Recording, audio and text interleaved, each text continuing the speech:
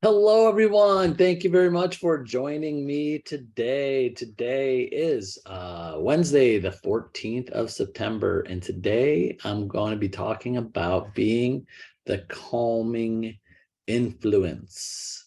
The calming influence is a big, big, big thing in negotiations and in real estate.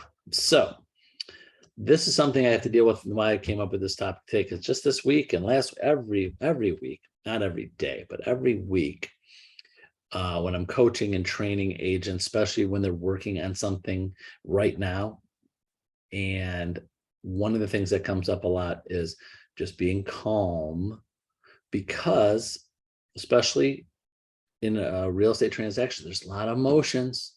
There's a lot of emotions with buyers, with sellers, with the other agent, with yourself, making sure that commission comes in the mail when you close this. There's a lot of emotions, not even on the surface, sometimes underneath the surface.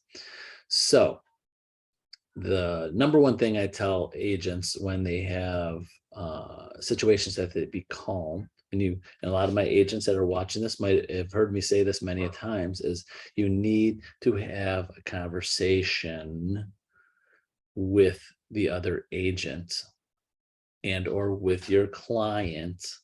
Please, when there's an emotional situation, don't rely on text messages or emails to handle an emotional situation. It just never, 99 times out of 100, it's never going to come off the way you want to and show the emotion. When you have emotion coming at you, you have to give emotion back, not negative emotion, not more powerful emotion, some type of calming situation.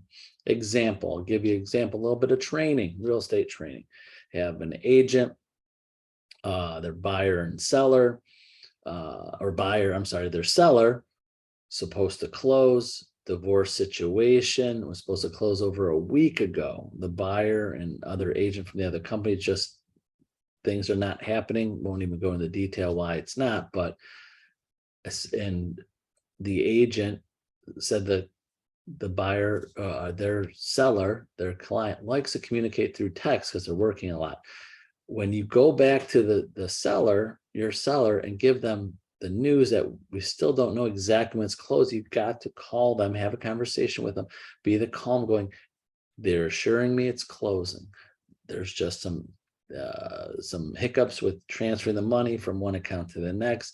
Buyer's still there. Good news is it's going to close. The buyer's still ready.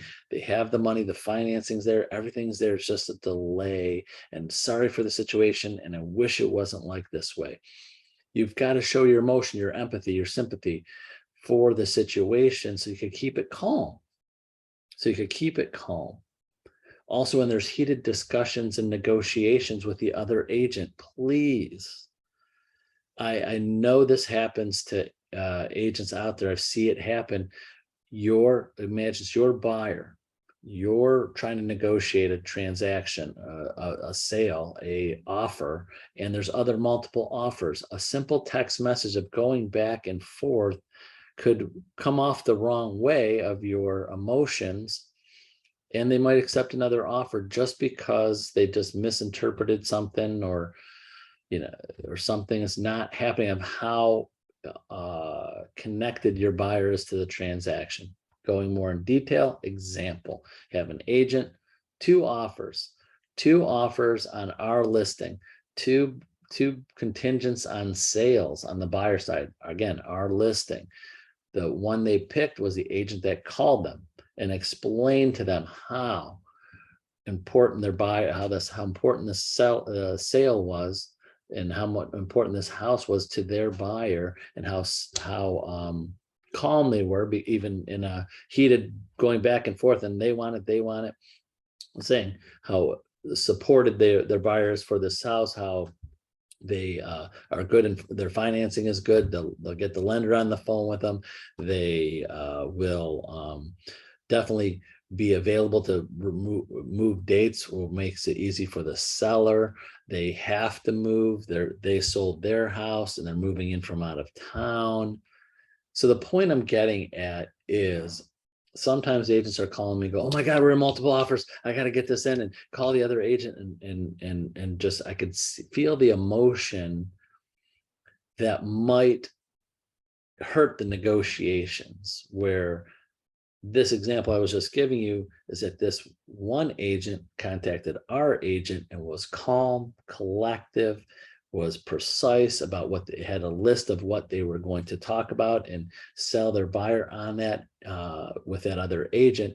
And probably the other agent, when this example, the two offers, just emailed them a form says, hey, I sent you an offer. Very similar offers, but the other one got it because it was a nice, calm conversation. On the extreme, I'll give you the extreme on the other side, why I came up with this topic today. At another call from another agent at another company, and our agent presented the buyer, and one of the reasons why they may have lost the offer is that our buyer, our agent, and our buyer were too emotional and too upset, and they didn't like how things were progressing, and were very impatient and trying to forceful and going to see the property and get the offer in, forcing the seller, trying to force the seller to give us an answer. And they went way over asking price, and they thought that they won the offer because they were way over everybody else. And probably, we don't know this for a fact, probably that seller picked another offer, not because it was the highest, because maybe the way the agent presented it and the feeling of that, of the listing agent and connection with the agent, another buyer's agent, got that buyer the deal, not our agent. So I had explained to our agent, you got to be calm. You've got to be nice. You got to show that you're going to be the calming person in this, not bring the emotions into it and make the deal more hectic, if that makes sense. So hopefully that made some sense. I know I was going all over the place with that, but in real estate, in negotiations and handling people, there's a lot of emotions, even the other agent. Your job as agents to be the calm. When your buyer or seller is upset, it's not the time for you to be upset. When you got two people that are upset and they go the wrong direction, made the wrong decisions, it's you're to be calm. There, you can be calm when your seller and buyer are upset at a situation. You can be calm and show them your empathy or sympathy for the scenario. You can be calm. You don't have to yell like them or upset with them. I see this a lot with agents. Buyer's upset, agent gets upset, they take it out on the other agent. That's not the right way to handle things. You got to be that calm. And I promise you, if you think about it like this, and I know I use this example sometimes, and it's not the greatest example because we're not doctors. I'm going to use the doctor. If you are crying about whatever the doctor's telling you, God forbid that ever happens to you, the doctor gave you some news that you're crying, you don't want your doctor to be crying. When you're upset at a situation in your health, you want your doctor to be the calm, collective, this is the process, this is the procedure, the voice of reason, this is what, and have a plan. You don't want them to be as upset as you are. You want them to be, I've been in this situation before. So the same with the agents. When you have buyers upset, how are we going to get this offer approved? How are we going to do this? Or a seller, oh my God, it didn't close today. It's a week later. The world is coming to an end. You got to be that calm. You got to be that person. Go, I've been in this situation before. I know what I'm doing. This is what we're going to do. We're going to make sure everything goes as smooth as possible. Yes, it didn't close and things didn't go exactly what we planned it, but these things happen. And I've been in this situation before. I know what to do. I'll handle it. I'll be your trusted real estate advisor in handling the situation. You want to be the calm. So hopefully that made some sense. But to our Century 21 Homestar agents, anytime you have emotions of what's handling people, that's where our expertise of myself and our office come in. With over 30 years in being in real estate and tens of thousands of transactions and handling people's emotions, I feel I have the expertise to help guide you, to help guide your buyers, your sellers, the situations and what to say and how to handle it the best possible that you can do. Am I going to be perfect? No, but I've been in these scenarios before.